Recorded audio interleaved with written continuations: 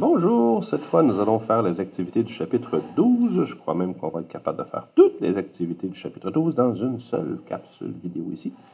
Donnons quelques explications. Ce n'est pas hyper complexe comme tâche, il s'agit souvent de cases à cocher, d'association. C'est bien ce qui est demandé au chapitre 12, d'associer des fonctions électriques à une pièce ou de découvrir quelle pièce joue un certain rôle dans un mécanisme, dans un système électrique, dans un circuit électrique. Alors, allons-y. Au numéro 1, on demande d'écrire dans chaque case un numéro. Donc, soit qu'on va mettre 1 pour courant continu, 2 pour courant alternatif. Un numéro du type de courant qui est décrit dans la colonne de gauche. Alors, on se rappellera qu'un courant continu, les électrons circulent tous dans la même direction et continuellement dans la même direction. Alors que dans un courant alternatif, chaque électron avance un pas et ensuite recule. Il y a un mouvement donc d'oscillation alternative à une certaine fréquence. A. Type de courant fourni par une source de tension constante. B. Type de courant fourni par une source de tension dont la polarité et l'intensité oscillent. Donc, oscille veut dire changer. Type de courant fourni par les prises électriques et fourni par une pile. Alors, quand on dit que la source de tension elle est constante, ça veut dire qu'il n'y a pas un arrêt pour ensuite rattirer les électrons dans une autre direction. Ça serait donc le continu qui est toujours constant. Celui dans lequel on a justement une polarité qui oscille. Polarité, ça veut dire on a les pôles positifs et négatifs à la bande d'une pile, ou pas d'une pile, mais d'une génératrice. Et ces pôles vont s'inverser. Donc, ce qui veut dire que pendant un certain temps, le courant va dans une direction, puis ensuite dans l'autre. C'est le courant alternatif. Il alterne, il oscille, il change. Les prises électriques, les prises murales utilisent aussi le courant alternatif parce que c'est produit par des centrales hydroélectriques ou des centrales thermiques, généralement, qui vont produire leur courant grâce à une génératrice, une turbine. Et le type de courant fourni par une pile, on parle d'une réaction chimique constante. Dans une pile, on a le courant continu.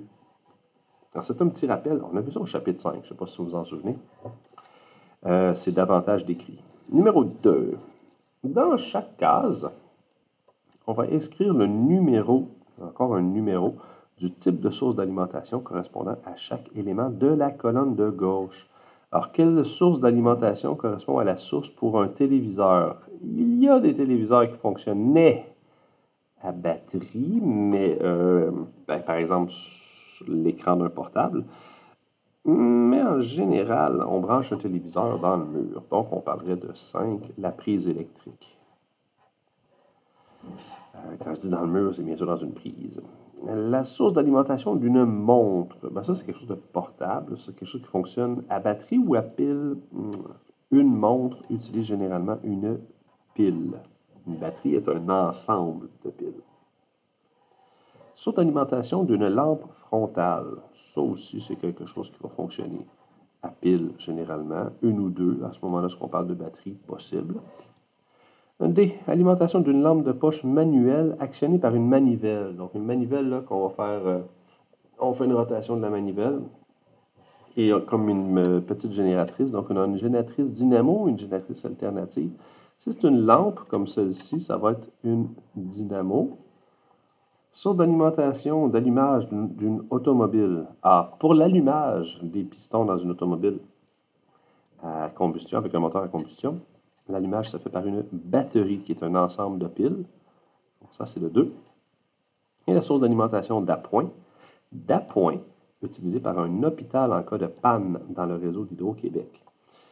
S'il y a une panne de courant d'Hydro-Québec, il faut que l'hôpital soit capable de produire sa propre électricité. Il va donc utiliser une génératrice et une génératrice de type alternateur parce qu'elle veut du courant alternatif. Voilà comme celui-là. Numéro 3. Lisez les 3 textes suivants. Répondez ensuite à la question qui accompagne chacun d'eux. Qu'est-ce qu'on avait à faire ici? Prendre connaissance des informations de chaque texte sur les cellules photovoltaïques, donc qui produisent de l'électricité grâce à la lumière. Un petit bout sur les thermogénérateurs, donc on va créer de l'électricité grâce à de la chaleur. Et les transistors, qui vont se comporter pour transformer, pas transformer, mais qui vont opérer le passage du courant dans une puce en électronique. Alors effectivement, on demandera si les différents dispositifs peuvent servir à générer, à servir de fonction d'alimentation, donc générer un courant, créer de l'alimentation dans un circuit. Est-ce que le premier peut le faire? Est-ce que les cellules photovoltaïques peuvent remplir la fonction d'alimentation? Ben oui, ils peuvent servir d'alimentation parce que c'est bien mentionné ici, la cellule photovoltaïque est un dispositif qui génère un courant électrique quand il est exposé à la lumière. Donc, on va mentionner que c'est possible d'obtenir de l'énergie électrique parce qu'il va consommer de l'énergie lumineuse ou rayonnante et produire du courant avec. Donc oui, parce qu'il, au pluriel, les panneaux, parce qu'ils consomment NT de l'énergie, on va mettre un majuscule avec l'accent, de l'énergie lumineuse ou rayonnante et la transforme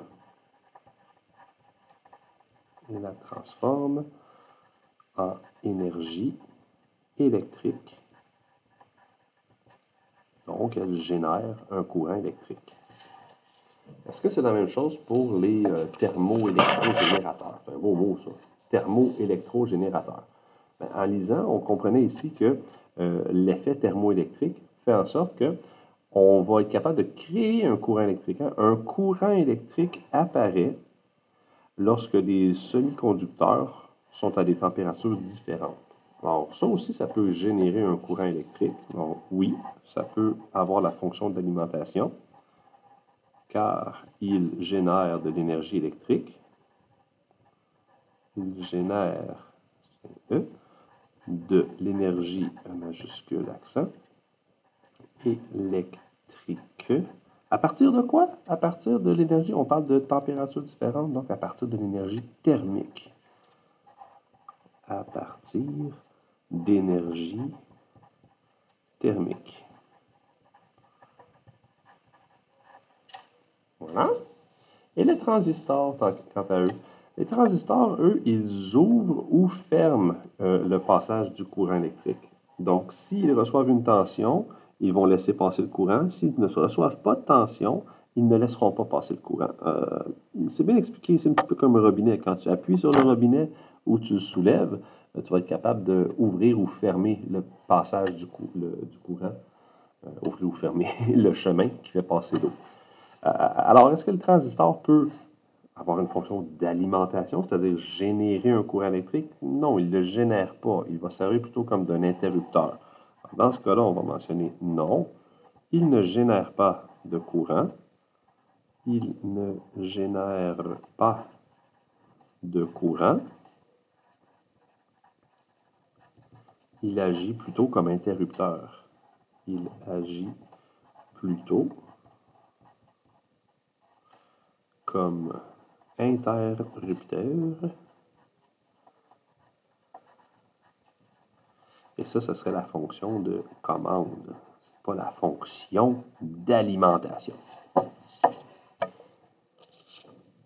Prochaine question, prochaine section en fait. Dans la prochaine section, on observe trois fonctions. On va étudier les fonctions de conduction, d'isolation et de protection. La conduction, c'est le fait de conduire le courant électrique. L'isolation, de le garder dans son conducteur et de l'empêcher d'aller ailleurs, donc éviter les courts-circuits. Et la protection, c'est pour protéger le circuit lui-même, éviter une surcharge. En fait, ça va souvent être une pièce qui va se sacrifier pour ouvrir le circuit afin d'interrompre le passage en cas d'urgence. Ce qui nous faisait étudier les fusibles et les disjoncteurs, par exemple. Comme je vous mentionnais en classe, le cas des fusibles est une belle application, une belle occasion de faire une question sur la quantité de courant, la quantité d'intensité qui est consommée par un circuit qui a plusieurs appareils quand on fait la somme des intensités de chacun de ces appareils, on peut ainsi déterminer si on dépasse l'intensité maximale que peut supporter un fusible avant de fondre. Alors, pour les activités qu'on a ici, on a quand même 2 pages qui résument ces 3 fonctions-là. Donc, ça va être assez bref sur chacune d'elles. On demande d'abord un classique, là, corriger les énoncés qui sont faux. Est-ce qu'ils sont vrais ou faux? 2 fils électriques faisant partie de 2 circuits différents peuvent se toucher sans problème s'ils sont gainés d'un isolant. Ça, c'est vrai, parce qu'un isolant va s'assurer, effectivement, que les 2 fils, même s'ils se touchent, mais le courant, lui, la circulation des électrons va rester dans le conducteur, ne passera pas à travers l'isolant. B. Un disjoncteur se déclenche quand la tension électrique à ses bornes dépasse une certaine valeur. On a envie de dire oui, hein? Mais en fait, c'est quand c'est l'intensité qui dépasse une certaine valeur. Alors ici, c'est faux. Il se déclenche quand l'intensité dépasse une certaine valeur. Il se déclenche... Oh là là là là là là. Et là là là là. Il se déclenche quand l'intensité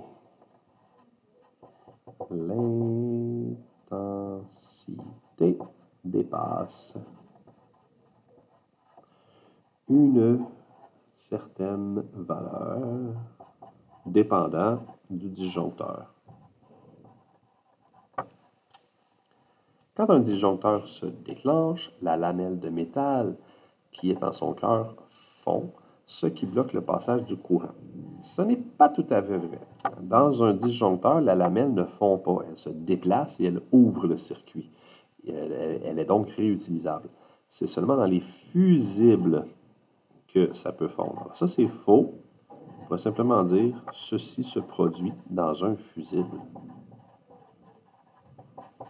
Ceci se produit dans un fusible. D. Dans un matériau conducteur, les électrons de conduction se déplacent facilement. Dans un matériau conducteur, les électrons de conduction se déplacent facilement. Oui, dans un conducteur, les électrons se déplacent facilement. Oui. Dans un matériau isolant, ils se déplacent difficilement et lentement. Et un courant électrique ne peut pas s'établir. Oui, ça c'est vrai. Le courant électrique ne peut pas s'établir. D'accord.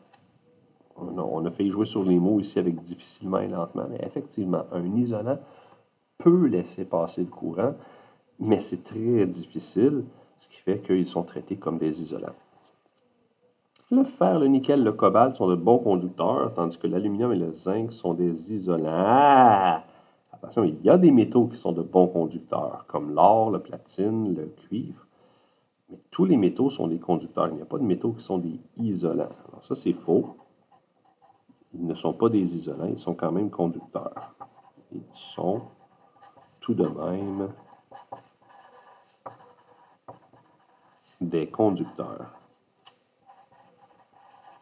Voilà. Question 2. La photographie ci-contre montre l'intérieur d'une fiche. Ah oui, dans une prise, dans la fiche qu'on branche, ça ressemble à ça à l'intérieur. Pour chacune des parties pointées, c'est tout petit. Dites si sa fonction est de conduction ou isolation.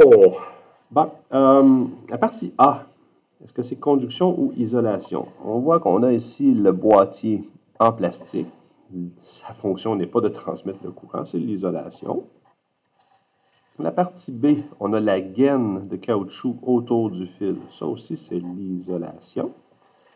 La partie C, il s'agit d'une vis en métal qui va unir le câble électrique avec la lame. Ça les joint ensemble. Donc, on parle ici de conduction. Et la partie D qui est une petite, on dirait, c'est le bout du fil. C'est comme les broches qu'on voit dans le câble électrique, dans le cordon qui est ici. Donc, lui aussi, il fait de la conduction, c'est métallique. Et les lames, évidemment, de métal sont conductrices. Donc, ils font la conduction. 3. Pourquoi les fils électriques sont-ils reliés aux pylônes électriques par des raccords en porcelaine ou en verre, comme on le voit sur la photo, plutôt que d'être fixés directement au pylône? J'avais présenté ça en classe justement pour montrer qu'on va utiliser des isolants pour que le fil qui est à haute tension ne touche pas directement au poteau. Pourquoi on faisait ça? pour éviter que le courant traverse dans le poteau, hein, et pour que le courant reste seulement dans le fil. C'est un petit peu pour isoler. Hein. Pour isoler les fils et garder le courant électrique, et garder le courant électrique dans le circuit et non dans le poteau. Et non, bon, dans le pylône ici, là, non, dans le pylône. Comprenons aussi que si le fil touchait directement au poteau et que nous, on est en bas, ici, et puis qu'on touche au poteau, on s'accote sur le poteau, on recevrait une décharge parce que le courant descendrait dans le poteau, descend dans notre corps et descend au sol. Deuxièmement, même si personne ne touchait au poteau, une partie des électrons serait déviée vers le sol et donc le courant électrique serait moins efficace, ne serait pas transporté sur les grandes distances. À chaque fois qu'il y a un raccord avec le sol, une partie des électrons fuirait, une mise à la terre et ça ne serait pas efficace. À côté, numéro 4. Pour vérifier la qualité de l'eau d'un puits, les hydrogéologues, évaluent la salinité à l'aide d'un conductimètre, qu'on appelle aussi conductivimètre. Un conductimètre, un genre de DCE. Cet appareil possède deux électrodes, comme on l'utilise en classe, qu'on plonge dans l'eau. Elles sont reliées à une pile et reliées aussi à un ampèremètre. Donc l'ampèremètre, au lieu de juste faire une petite lumière qui allume ou éteint, va nous donner une valeur. Entourez la proposition appropriée dans chacune des boîtes. Ah, ok, petite boîte ici. Pour compléter le texte comme il faut. Alors, A. Le courant circule entre les deux électrodes en passant dans l'eau qui les sépare. Étant donné que l'eau est très salée, étant donné que l'eau très salée est meilleure ou moins bonne conductrice, l'eau salée est meilleure conductrice à cause justement des minéraux qui sont des ions dedans que l'eau salée. Étant donné que l'eau est très salée, meilleure que l'eau peu salée. Le courant mesuré par l'ampèremètre sera d'autant plus grand. Hein? Si c'est un bon conducteur, le courant mesuré sera plus grand. Plus grand que la salinité de l'eau sera élevée. C'est une belle tournure de phrase. B. Complétez l'énoncé suivant en entourant la bonne réponse. Si les conductivimètres d'un appareil, des appareils généralement petits, ceci fait que les électrodes sont souvent assez proches l'une de l'autre. Si on augmentait la distance entre les électrodes, si on augmente la distance entre les, on en met une ici puis une là-bas, le courant enregistré augmenterait, diminuerait ou resterait le même. S'il y a une plus grande distance entre les deux, on a vu que plus un conducteur est long, moins il est un bon conducteur. Donc, si on augmente la distance, l'intensité diminuerait. 5. Vous avez peut-être déjà remarqué qu'une ampoule à incandescence grille souvent au moment qu'on l'allume. C'est au moment où on l'allume qu'elle grille. C'est parce qu'une ampoule à incandescence est susceptible de griller quand le courant y est plus intense. Pourquoi ça se produit au moment où on l'allume et non pas au moment où ça fait longtemps qu'elle est allumée? Pensez aux 4 facteurs qui influencent la conductibilité d'une composante électrique. Comment ça se fait que l'ampoule a tendance à griller? Les 4 facteurs, on avait la section du fil, son diamètre. Le diamètre est pas mal le même qu'il soit chaud ou froid, quoique en se réchauffant, il devient un petit peu plus large, donc le courant passe mieux quand le fil il est plus large. L'autre chose, c'est la longueur du fil. Ça, la longueur du fil est pas mal toujours la même également. Il est plutôt courte au début, on le rallonge, il devient plus long, il devient plus chaud. Ça serait peut-être au niveau de la température ou de la nature. La nature du fil est toujours la même. Peut-être que le changement de température y est pour quelque chose. C'est probablement le changement de température brusque. C'est probablement le changement de température brusque qui fait une rupture du filament.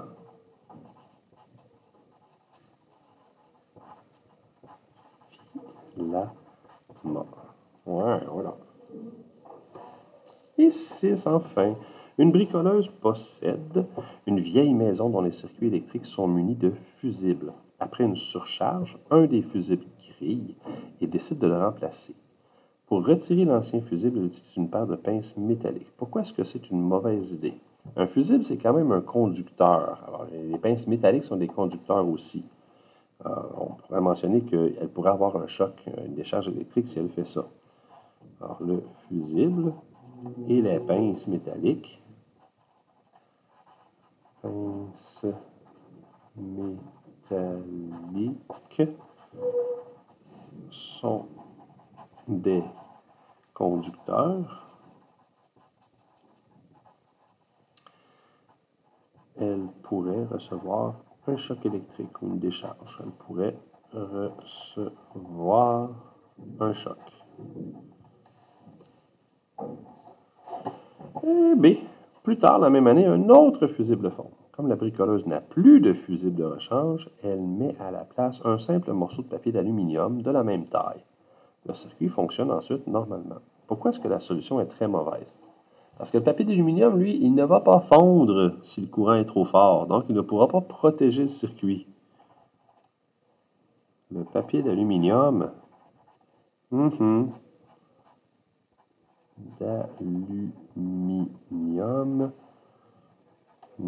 va pas fondre comme le fusible si le courant est trop élevé. Point. Le circuit n'est pas protégé. Hein? C'est ça.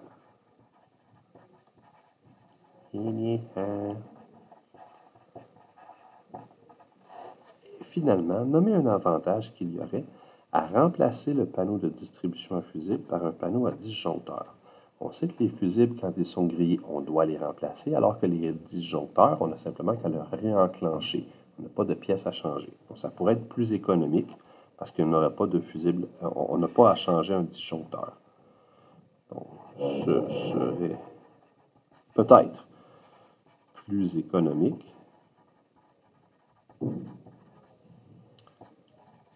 Aucun disjoncteur à remplacer.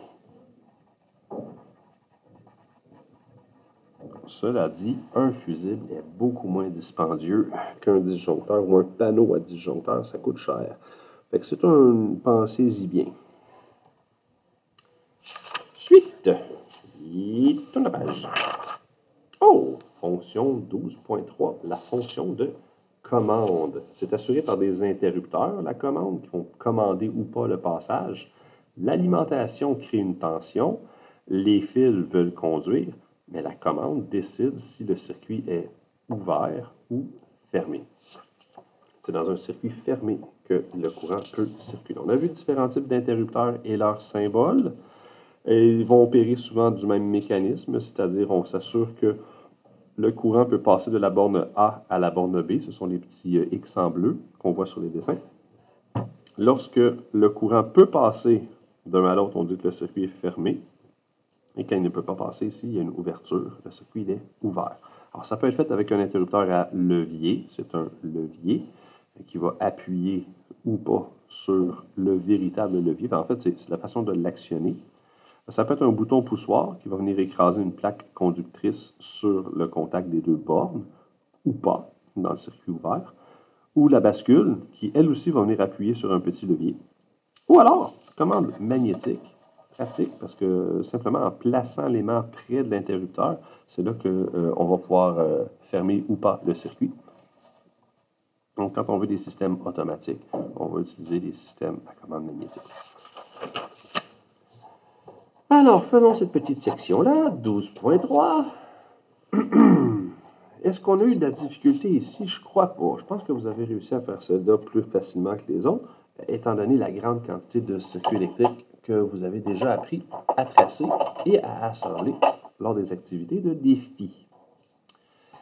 Question 1. Voici 3 circuits qui contiennent chacun 2 ampoules. On reconnaît les ampoules, on reconnaît une source d'alimentation alternative et on reconnaît ici un interrupteur à poussoir. Entourez le ou les circuits dans lesquels l'interrupteur permet d'allumer ou d'éteindre les 2 ampoules à la fois. Donc, quand on appuie, les 2 ampoules vont recevoir du courant. Alors, quand on appuie sur le premier, qu'on ferme le circuit, c'est ce circuit qui est fermé et ce circuit contient les 2 ampoules. Alors, les 2 ampoules vont être allumées à la fois. En B, qu'est-ce qu'on observe? On observe ici que, tiens. Quand on va fermer l'interrupteur, le courant va pouvoir passer ici, dans cette petite boucle, et va court-circuiter les autres ampoules. Si l'interrupteur est en position ouverte, à ce moment, le courant est obligé de passer dans les ampoules. Là, on dit entourer le ou les circuits dans lesquels l'interrupteur permet d'allumer ou d'éteindre. Moi, je dirais que B, on le garde, parce que l'interrupteur permet d'éteindre les 2 ampoules. Quand on appuie sur le bouton, le courant va passer seulement dans ce court-circuit et les 2 ampoules s'éteindraient. Par contre, ça causerait un court-circuit, ce qui est dangereux. Fait que je ne conseille pas ça, puis je vais changer mon choix. Je veux dire, c'est sûrement pas ça qu'on veut nous montrer. Parce que si on avait voulu vraiment éteindre, on va simplement penser à ouvrir le circuit. Continuons notre observation. En C, quand on appuie sur cet interrupteur, on ferme le circuit ici. Ça crée une boucle complète avec l'alimentation, la transformation, et les 2 ampoules sont sur le même circuit. Alors, les 2 vont s'allumer en même temps. Quand on va appuyer sur l'interrupteur en D, on va fermer 2 boucles en même temps, la petite ici et la plus éloignée qui est là. Donc, du même coup, les 2 ampoules vont recevoir leur courant. On va l'encercler. En E, on a le même système que B. On va créer un court-circuit. On ne peut pas allumer les ampoules en utilisant l'interrupteur. En fait, le courant passe déjà dans les ampoules et on créerait un court-circuit. C'est jamais bon de créer un court-circuit. C'est pour ça que j'ai changé ma réponse et que je n'ai pas encerclé B. Non. En F, qu'est-ce qu'on a ici? Quand on appuie sur l'interrupteur, on va fermer ce circuit-là, le grand, alors que le petit, lui, est toujours opérationnel. Alors, vu qu'on nous demande de choisir les circuits dans lesquels on peut allumer ou éteindre les 2 ampoules, je ne vais pas choisir F parce que je vais seulement réussir à contrôler une seule ampoule grâce à cet interrupteur-là. À la question 2, entourer la proposition appropriée dans chacune des boîtes. Des petites boîtes colorées, est-ce que ça marche ou ça arrête, ouvre ou ferme, commence à ou cesse de circuler. Pour allumer la lampe, on doit mettre en position marche ou arrêt. On met en position marche. Ce faisant, on ouvre ou on ferme le circuit. Si je veux faire allumer la lampe, je dois fermer le circuit. Cela permet à la lame de l'interrupteur d'établir le contact entre les 2 bornes de l'interrupteur. Donc, il y a un contact qui se fait. Ainsi, le courant commence à circuler ou cesse de circuler. Évidemment, il commence à circuler dans le circuit, y compris dans l'ampoule qui va s'allumer.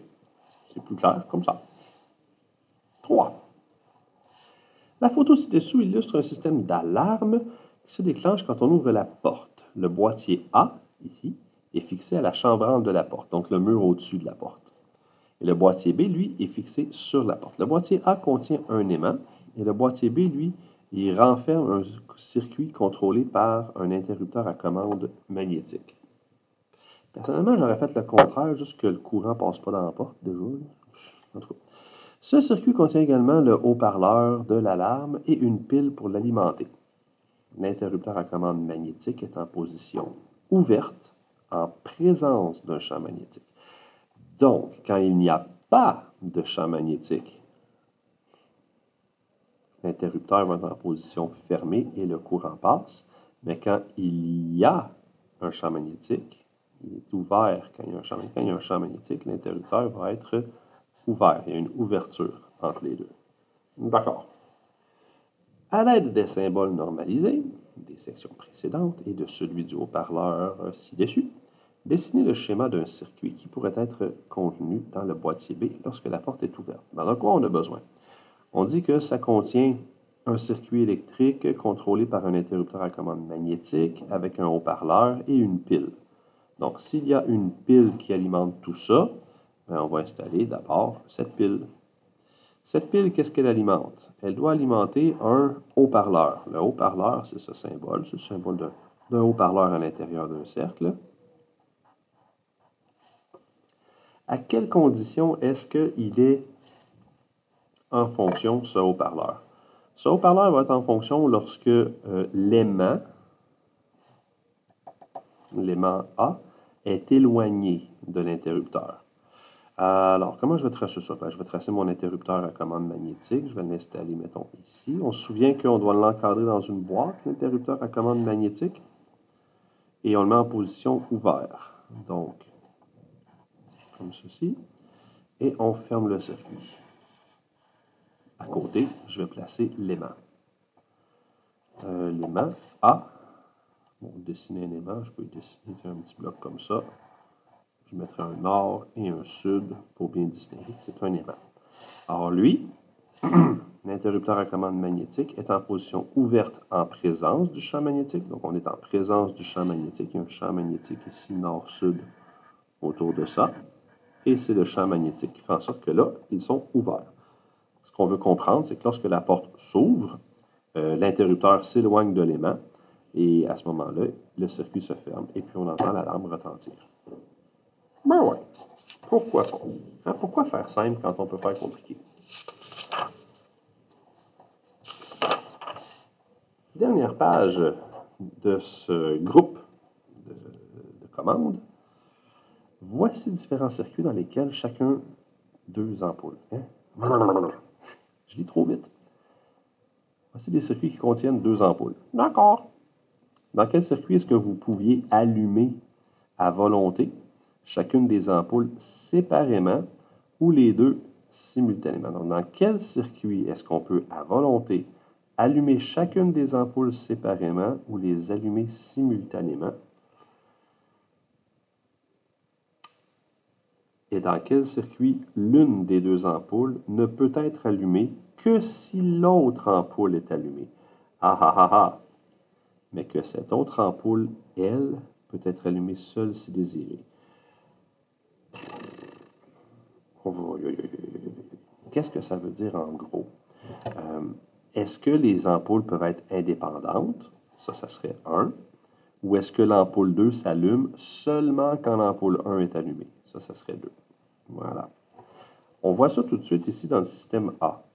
Pour que ma deuxième ampoule ici reçoive du courant, il faut que son interrupteur soit fermé, mais en plus, il faut que l'interrupteur numéro 1, lui aussi, soit fermé. Comme ça, le courant va pouvoir quitter, se séparer, et aller passer dans chacune des ampoules. Donc, dans le cas A, on n'est pas dans un système vraiment indépendant.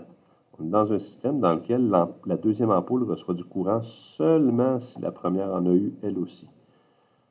Donc, dans quel circuit l'une des ampoules ne peut être allumée que si l'autre? Ça serait la A. En B, dès qu'on va le fermer, les 2 ampoules vont recevoir du courant en même temps.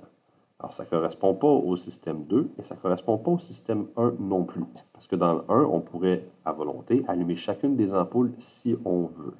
Donc, ça ne peut pas être celui-là. On regarde le C. Ici, on a placé la pile au milieu. Ça a l'air bizarre, mais qu'est-ce qu'on fait quand on ferme l'interrupteur de droite? Le courant va passer dans le circuit de droite et faire allumer seulement l'ampoule A, l'ampoule 1 de droite. Mais si on ferme le deuxième, le courant va pouvoir circuler de l'autre côté. Les 2 circuits sont indépendants. On n'a pas besoin de fermer le premier pour que le deuxième reçoive son courant. Ceux-là sont vraiment indépendants et si on veut, on peut fermer les 2 et avoir les 2 ampoules qui brillent en même temps. Donc C pourrait être utilisé, je crois, ici. Et D, quand on va appuyer sur le premier interrupteur, la boucle d'en haut va être fermée et les 2 ampoules vont briller en même temps. Ce n'est pas ce qu'on veut en 1 parce qu'on veut être capable de les séparer, de les allumer séparément. Et si on fermait le deuxième, on aurait le même problème. On aurait encore un circuit là, qui va faire allumer les 2 ampoules parce qu'ils sont sur le même fil. Alors, ça nous donne C et A seulement ici. Numéro 5. À quel type d'interrupteur, levier, bouton poussoir, bascule, les mécanismes décrits appartiennent-ils? On se souviendra que le levier, c'est le bras lui-même qui va venir faire le contact, ou encore un bras qui va abaisser. Ça ressemble énormément à la bascule. Le bouton poussoir, c'est en l'enfonçant qu'on va avoir un contact qui va se faire. Puis le magnétique, le champ magnétique va permettre de fermer ou ouvrir le circuit. Situation A. On emploie souvent ce mécanisme pour des interrupteurs d'arrêt d'urgence qui doivent être très simples et qu'on doit pouvoir manipuler avec un minimum d'attention. On trouve aussi ce mécanisme dans les interrupteurs des tableaux de bord des automobiles. OK. Comme il... ouais, des vieilles automobiles. Comme il n'est généralement pas facile de dire si les interrupteurs de ce type sont en position marche ou arrêt, on leur adjoint souvent un voyant lumineux. Donc, on parle de quoi? Un système facile à utiliser en cas d'urgence. OK, on ne peut pas savoir s'il est en fonction ou pas. Ici, on a un symbole. Là, on a un symbole. Moi, j'irai avec le bouton poussoir. C'est facile à utiliser. On a juste à l'écraser. Et puis, lui aussi, ben, c'est pas clair vu de loin, là, comme ça, s'il est en fonction ou pas. Donc, ce serait le bouton poussoir. Facile à utiliser. C'est le critère principal. B. C'est le mécanisme le plus répandu pour les interrupteurs. C'est pas magnétique. Il est très robuste. Donc, il n'y a pas beaucoup de petites pièces mobiles à l'intérieur. Il est très fiable. Il comporte un levier à plat qui bascule selon la position de l'interrupteur. Toutefois, il n'est pas toujours simple de savoir si ces interrupteurs sont en position marche ou arrêt. Moi, je pense plus à celui qui est à bascule dans ce cas-ci. C'est moins simple de savoir si c'est en marche ou arrêt. Ils ne contiennent pas tous les petits symboles peinturés dessus. Et puis, c'est le seul qui utilise un levier à plat, comme celui-là. Et le C, c'est le mécanisme qui se base sur la présence d'un champ magnétique pour ouvrir ou fermer un circuit. Ça vend la réponse là, à commande magnétique. Franchement, faites-moi travailler un peu. Partie 2, 4, 12, 4. La fonction de transformation. L'idée de l'électricité, c'est de l'utiliser. Donc, transformer l'énergie électrique en une autre forme d'énergie. Et c'est ça qu'on va voir ici dans l'activité 12.4. On va inscrire des numéros de la fonction. Inscrivez dans chaque case le numéro de la fonction. Donc, ceci, ce sont des fonctions, j'imagine, de transformation.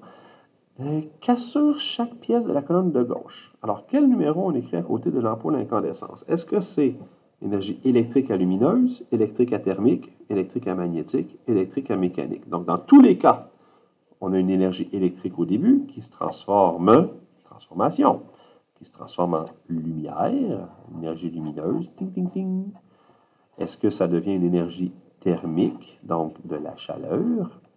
Est-ce que ça représente de la chaleur? Ça, on dirait des vagues. De la chaleur. Donc, de la chaleur, ouais, comme ça. C'est chaud.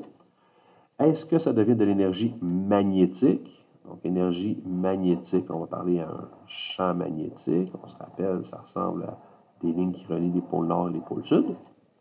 Ou est-ce qu'on parle ici d'une énergie mécanique, c'est-à-dire un mouvement? Là. Il y a une rotation qui va se créer dans un moteur grâce à ça. La première, une ampoule à incandescence, une rotation ou pas, bref, un déplacement.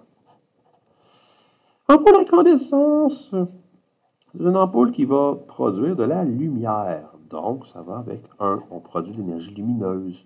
L'élément chauffant d'une bouilloire, donc on parle d'énergie thermique. C'est pas trop pire. Le flash d'un appareil photo, encore là, on produit de la lumière. C'est le premier. Le ventilateur électrique, qu'est-ce qu'il fait, lui? Tu as les hélices qui font des rotations, tu as des places du vent, donc c'est de l'énergie mécanique, ça, le mouvement. Un tube fluorescent. Les fluorescents, ce qu'on a au-dessus de la tête dans les écoles là, pour faire l'éclairage. Ce qu'on appelle les néons, qui ne sont pas des néons, ça produit de la lumière. Un écran cathodique, ça c'est les bons vieux écrans de télévision ou d'ordinateur il y a 15-20 ans minimum. Là. Ça produit de la lumière sur un écran, ça. Donc, numéro 1, encore. La cloche d'un système d'alarme contre l'incendie. Alors, la cloche du système d'alarme, elle va prendre l'énergie électrique et faire un son. Le son, c'est une vibration de l'air. Fait que c'est mécanique, ça aussi. Le moteur d'un rasoir électrique. Moteur, ça bouge. Donc, 4. Et un électro-aimant, ben là, aimant, c'est l'énergie magnétique. C'est le 3. Ah, au moins, il y en avait une fois. 2. Quand le vent fait tourner les pales de l'éolienne, leur mouvement entraîne celui d'une bobine. C'est tout bien écrit ici. Là. Des fois, on dit je ne comprends pas l'image. Prends ton temps, puis lis, mon petit.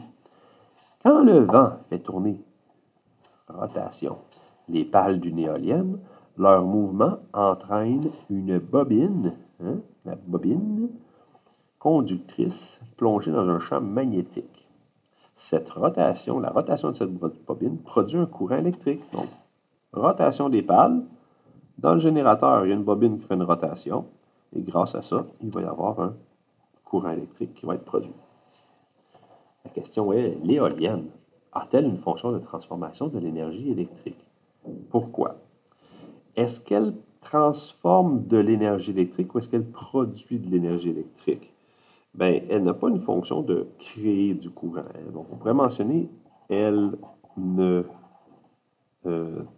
consomme pas. Oui, elle a la fonction de créer du courant, mais elle ne consomme pas. Elle ne consomme pas d'énergie électrique. Donc, ne la transforme pas en une autre forme. Cependant, elle convertit de l'énergie mécanique en énergie électrique. Cependant, elle convertit l'énergie mécanique du vent.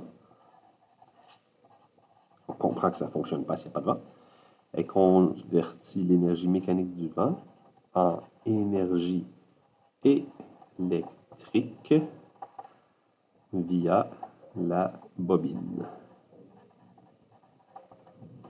On veut une réponse complète. C'est très complet, ça, ici. Donc, non, elle ne transforme pas l'énergie électrique en une autre forme. Elle fait l'inverse. Elle prend une autre forme et elle fait de l'électricité. Ce n'est pas un ventilateur gigantesque. 3. Nommer 2 pièces d'un téléphone intelligent qui ont une fonction de transformation de l'énergie. On pense tout de suite à un téléphone intelligent, on pense à l'écran. L'écran produit de la lumière. Donc, on peut parler de l'écran.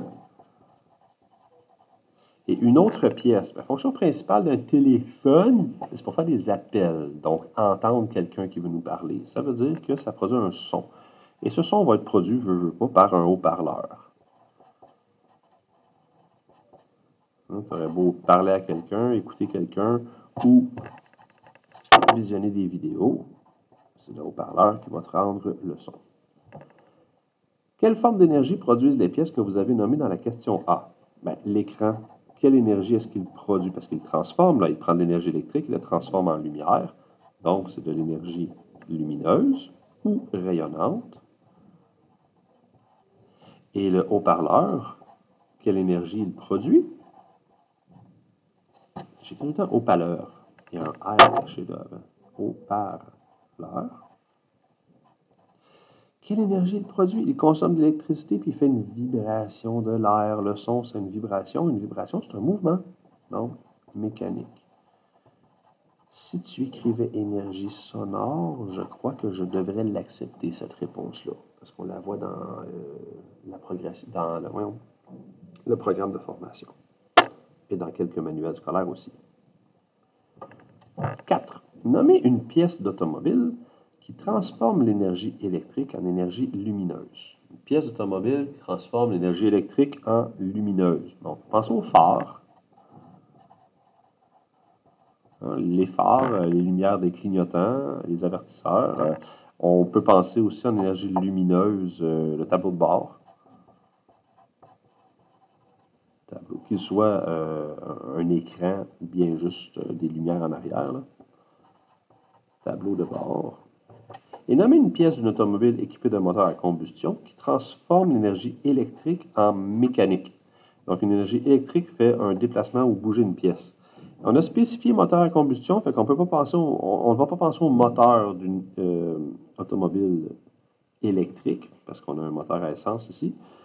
On doit trouver une énergie électrique qui devient mécanique. Donc, y a-t-il des dispositifs dans la voiture qui font un mouvement grâce à de l'électricité? Ben, tu as la ventilation, hein, la climatisation. Donc, le climatiseur, il faut que je fasse réparer d'ailleurs. Et le dispositif pour faire monter et baisser les fenêtres. On pourrait parler du moteur qui opère les fenêtres.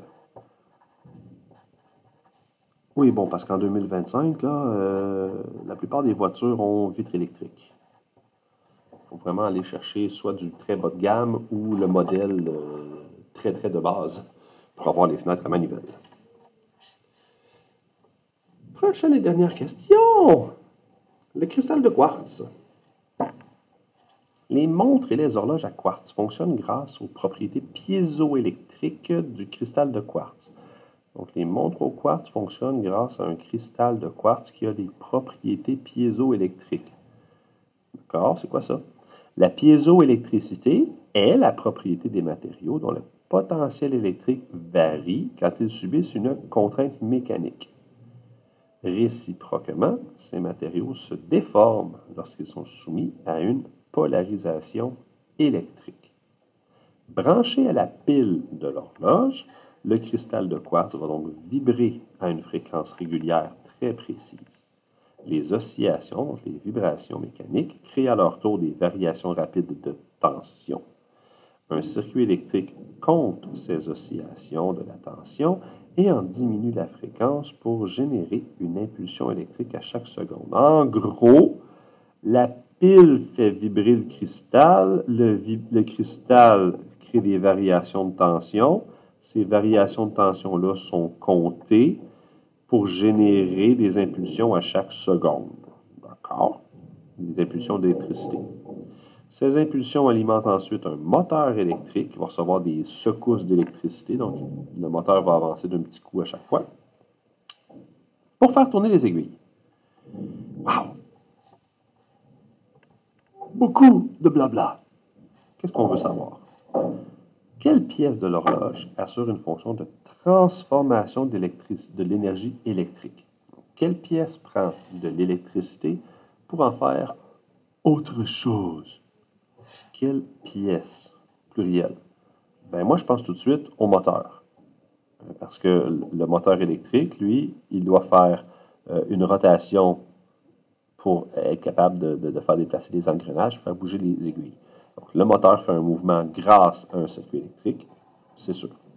La pile, non. La pile va utiliser une énergie chimique pour produire un courant électrique. Ce n'est pas une transformation d'énergie électrique. Le cristal de quartz. Le cristal de quartz, qu'est-ce qu'il fait, lui? Il va recevoir une décharge électrique de la pile et il va vibrer. Donc, il va bouger dans un certain sens. Il crée un mouvement. Donc, c'est une transformation d'électricité en mouvement.